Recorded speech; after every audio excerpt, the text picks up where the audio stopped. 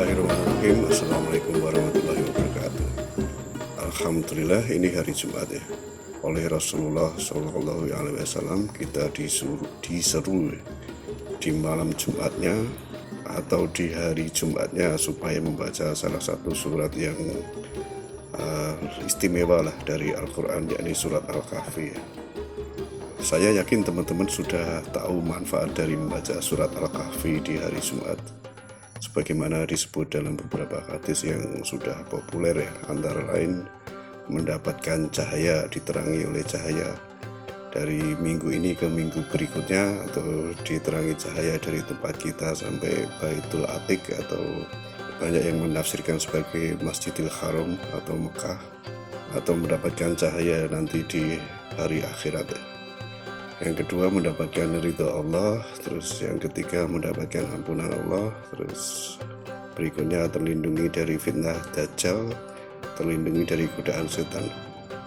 Ya, itu sudah jadi pengetahuan yang umum populer lah bagi teman-teman semua ya.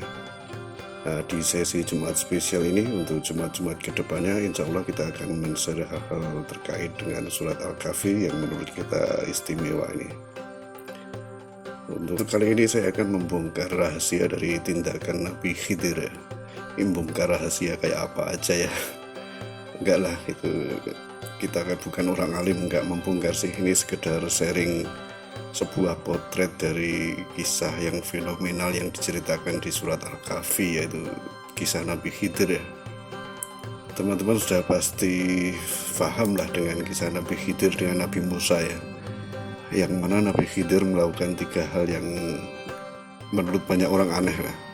Menurut Nabi Musa juga aneh ya, yakni melubangi sebuah kapal, kemudian membunuh bocah kecil, kemudian merenovasi sebuah gubuk yang riot ya. Ya, kisah ini diceritakan di surat Al-Kahfi dari ayat 60 sampai ayat 82. Oke, mari kita cermati tindakan Nabi Khidir yang menurut kacamata umum dianggap aneh itu ya. Pertama, tindakan melubangi kapal. Penjelasan Nabi Khidir sebagaimana yang dijelaskan pada ayat 79.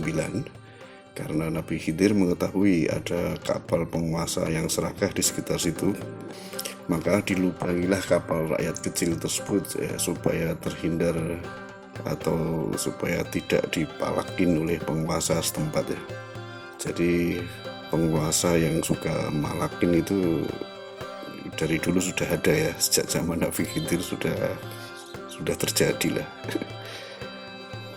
Di sini saya memotret bahwa Nabi Khidir itu yang dilakukan adalah menyelamatkan masyarakat, menyelamatkan ya kapal waktu itu kan bagi nelayan ya jadi aset ya, aset kehidupan ya.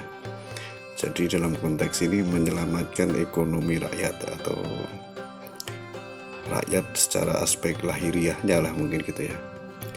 Sehingga ini ya objektif atau pekerjaan menyelamatkan atau melindungi ini menjadi satu parameter yang saya pakai untuk memotret kedua tindakan Nabi Khidir yang berikutnya ya.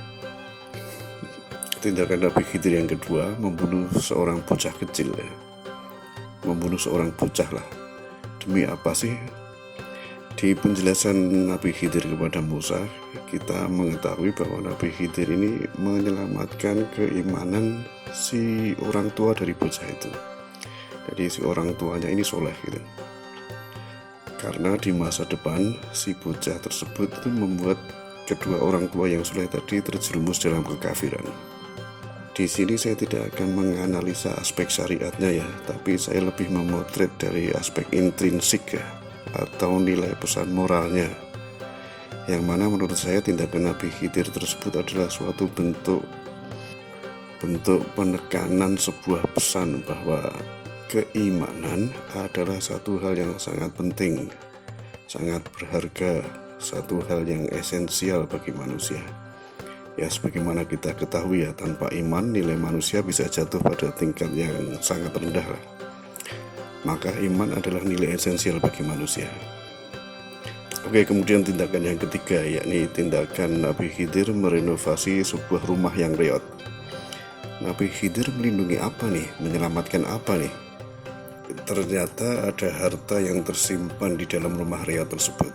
harta berharga tersebut peninggalan dari orang soleh yang sudah meninggal ya.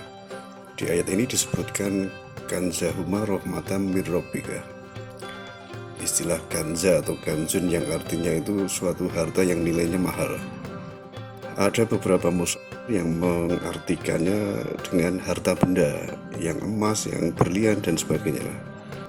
Dan ada beberapa mushaf yang memaknainya sebagai suatu hasanah keilmuan, karena ilmu dianggap sebagai suatu harta yang sangat berharga gitu. Nah, apapun tafsirnya atau arti tafsirnya, poin benang merahnya adalah benang merah ya, kayak apa aja benang hijau lah. Poin benang hijaunya adalah menyelamatkan peninggalan dari orang soleh yang sudah meninggal atau sudah menjadi sejarah lah. Mungkin istilah lain bisa saya sebut dengan warisan sejarah dari para pendahulu yang soleh, para pahlawan. Nah, itu yang kita lindungi ya, kita jaga, kita lestarikan, kita selamatkan ya. Atau mungkin kalau bahasa sekarang apa ya, generasi penerus, kita melanjutkan ya perjuangan para pendahulu yang soleh gitu ya. Nah, ini teman-teman mungkin jadi ingat ya, ada ungkapan yang populer dari Bung Karno, yaitu jas merah, jangan sekali-kali melupakan sejarah. Secara nilai, ungkapan Bung Karno tersebut sejajar dengan nilai penting dari tindakan Nabi Khidir tadi ya, yang diajarkan kepada Musa. Oke, itu tadi sebuah potret dari tindakan Nabi Khidir yang dikisahkan dalam surat Al-Kahfi, salah satu kisah ya. Ketika hal tersebut mau dipotret secara linear, serial, harus urut, ataukah tiga hal yang komplementer, satu kesatuan yang integral, monggo silakan dikaji lebih lanjut dengan guru ngajinya masing-masing. Wallahu a'lam, semoga bermanfaat. Assalamualaikum warahmatullahi wabarakatuh.